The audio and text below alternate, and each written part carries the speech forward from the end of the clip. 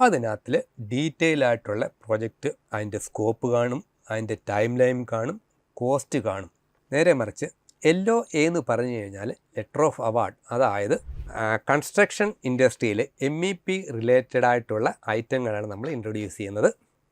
ഇന്ന് നമ്മൾ ഇൻട്രൊഡ്യൂസ് ചെയ്യുന്ന point letter of intent and letter of award എന്നുള്ളതാണ്.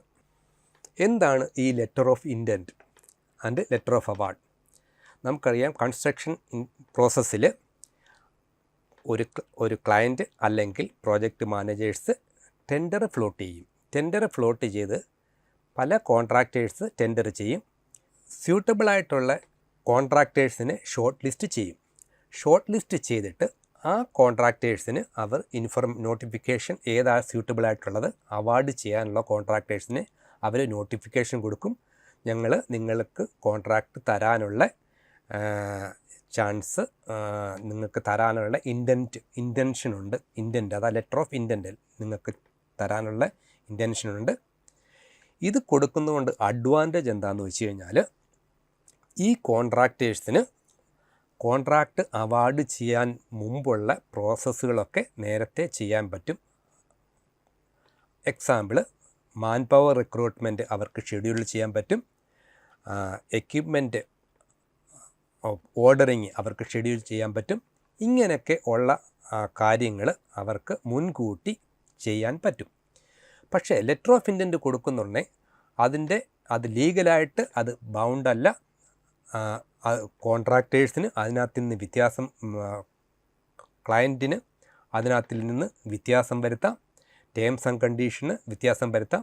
അതിനകത്ത് പ്രിലിമിനറി ആയിട്ടുള്ള ഐറ്റങ്ങൾ, ഡോക്യുമെൻ്റ് എന്തൊക്കെയാണെന്നുള്ള ഡീറ്റെയിൽ മാത്രമേ ലെറ്റർ ഓഫ് ഇൻറ്റൻറ്റിനകത്ത് കാണത്തുള്ളൂ.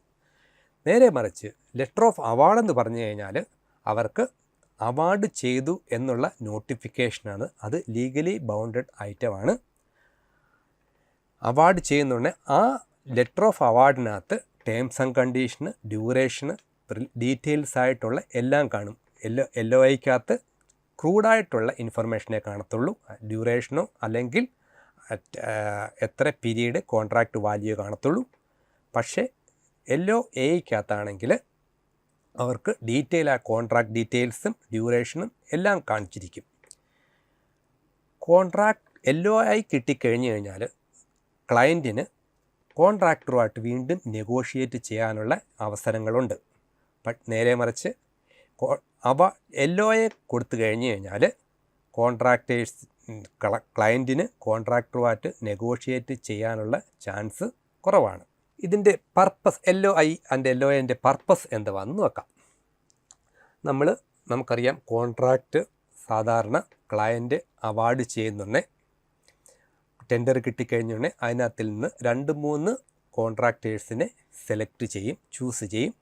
അതിൽ നിന്ന് പല പാരാമീറ്റർ കൺസിഡർ ചെയ്തിട്ട് സ്യൂട്ടബിളായിട്ടുള്ള ഒരു കോൺട്രാക്ടറെ അവർ സെലക്ട് ചെയ്ത് കഴിഞ്ഞാൽ അവർക്ക് കോൺട്രാക്റ്റ് അവാർഡ് ചെയ്യും എന്നുള്ള ഇൻഫർമേഷൻ പാസ് ചെയ്യാൻ വേണ്ടിയാണ് LOI അല്ലെങ്കിൽ LOI ഇഷ്യൂ ചെയ്യുന്നത്.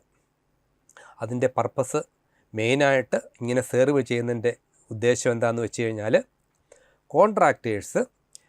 കോൺട്രാക്റ്റ് ഉള്ള പ്രിലിമിനറി ആയിട്ടുള്ള ഐറ്റങ്ങൾ എല്ലാം മുൻകൂട്ടി അവർക്ക് വർക്ക് ചെയ്യാൻ പറ്റും. എക്സാമ്പിൾ, മാൻ പവറിനെ റിക്രൂട്ട് ചെയ്യുക, എക്യുപ്മെൻറ്റ് ഓർഡർ ചെയ്യുന്നതിനുള്ള ഓർഡർ ചെയ്യാനുള്ള മുൻകരുതലെടുക്കുക, എക്യുപ്മെൻറ്റ് സപ്ലയറുമായിട്ട് ഡിസ്കഷനുള്ള ചാൻസ് കൊടുക്കുക. ഇതെല്ലാം മുൻകൂട്ടി അറിയിച്ചു കഴിഞ്ഞാൽ അവർക്ക് നേരത്തെ ചെയ്യാൻ പറ്റും. അതിനകത്ത് LOAയ്ക്കകത്തുള്ള കണ്ടൻറ്റ് എന്താണെന്ന് വെച്ച് കഴിഞ്ഞാൽ, ബേസിക് ആയിട്ടുള്ള ഇൻഫർമേഷൻ മാത്രമേ കാണത്തുള്ളൂ. അതിനകത്ത് പറഞ്ഞിരിക്കും നിങ്ങൾക്ക് തരാനുള്ള ടെൻഡർ നിങ്ങൾക്ക് അവാർഡ് ചെയ്യാനുള്ള ഞങ്ങൾക്ക് സന്നദ്ധമാണ്. അതിൻ്റെ ഡ്യൂറേഷനും പിന്നെ പ്രൈസ് ആയിട്ടും ചെറിയ മിനിമം ആയിട്ടുള്ള ഇൻഫർമേഷൻ മാത്രമേ കാണത്തുള്ളൂ. ഇതിൻ്റെ ലീഗൽ സ്റ്റാറ്റസ് പറഞ്ഞു കഴിഞ്ഞാൽ അത് ലീഗലി അവർ ബൗണ്ടല്ല. കാരണം അതൊരു ഇൻറ്റൻറ്റ് മാത്രമാണ്, ഇൻഫർമേഷൻ മാത്രമാണ്, അവരെ അറിയിച്ചിരിക്കുക മാത്രമാണ്. ഈ അറിയിപ്പ് കൊണ്ട് അവർക്ക് കോൺട്രാക്റ്റിന് മുമ്പുള്ള എന്തെല്ലാം പ്രിലിമിനറി വർക്ക് ചെയ്യാൻ പറ്റുമോ അതെല്ലാം ചെയ്യാൻ വേണ്ടിയാണ്. അന്നേരം കോൺട്രാക്റ്റ് അവാർഡ് ചെയ്യുന്നുണ്ടെങ്കിൽ അത് ഡിലേ ഇല്ലാതെ സ്മൂത്തായിട്ട് ആ പ്രോസസ്സിങ് നടക്കും.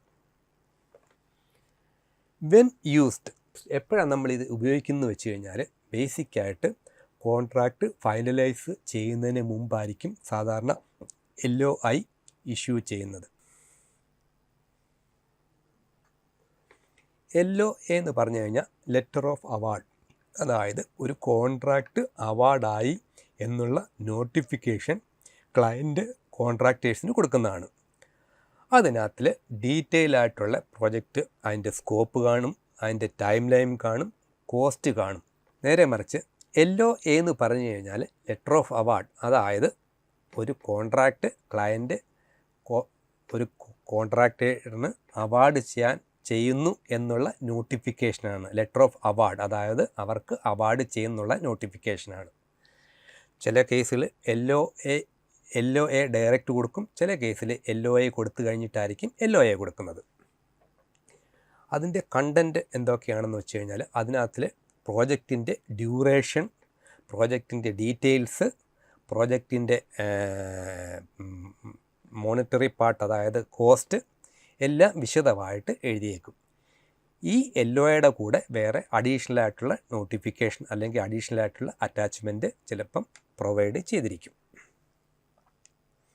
ലീഗൽ സ്റ്റാറ്റസ്, ഇത് ലീഗൽ സ്റ്റാറ്റസ് ഉള്ള ഡോക്യുമെൻ്റാണ് ലെറ്റർ ഓഫ് അവാർഡ്. അതായത് ഒരു ലെറ്റർ ഓഫ് അവാർഡ് കിട്ടിക്കഴിഞ്ഞ് കഴിഞ്ഞാൽ കോൺട്രാക്ടേഴ്സിൻ്റെ ഒബ്ലിഗേഷനാണ് ബാക്കി അവർ നെഗോഷിയേറ്റ് ചെയ്യുന്ന സമയത്ത് എന്തെല്ലാം ഡിസ്കസ് ചെയ്തിട്ടുണ്ടോ അത് പൂർത്തീകരിക്കുക എന്നുള്ളത്.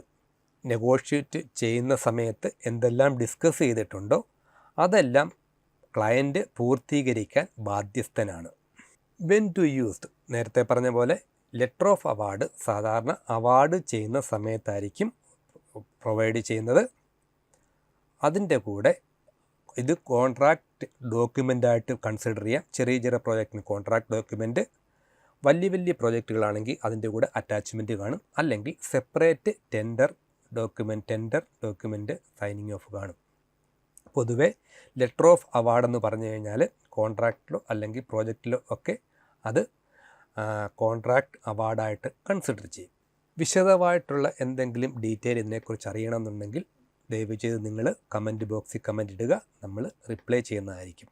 ഇന്നെടുത്ത ടോപ്പിക്ക് LOI ആൻഡ് LOA ആണ്. ഈ ടോപ്പിക്കിനെ കുറിച്ച് നിങ്ങൾക്ക് എന്തെങ്കിലും സംശയമുണ്ടെങ്കിൽ നിങ്ങൾ കമൻറ്റ് ബോക്സിൽ കമൻറ്റ് ചെയ്യുക, നമ്മളതിനേക്ക് റിപ്ലൈ ചെയ്യുന്നതായിരിക്കും. ഈ കണ്ടൻറ്റിനെക്കുറിച്ച് കോഴ്സിനെക്കുറിച്ച് ഡീറ്റെയിൽ അറിയണമെന്നുണ്ടെങ്കിൽ നിങ്ങൾ ഈ വാട്സാപ്പ് നമ്പറിൽ കോൺടാക്റ്റ് ചെയ്താൽ മതി. ഇതുപോലുള്ള ടോപ്പിക്കുകളുമായി നമ്മൾ വീണ്ടും വരുന്നതാണ്. അതുവരെ ബൈ.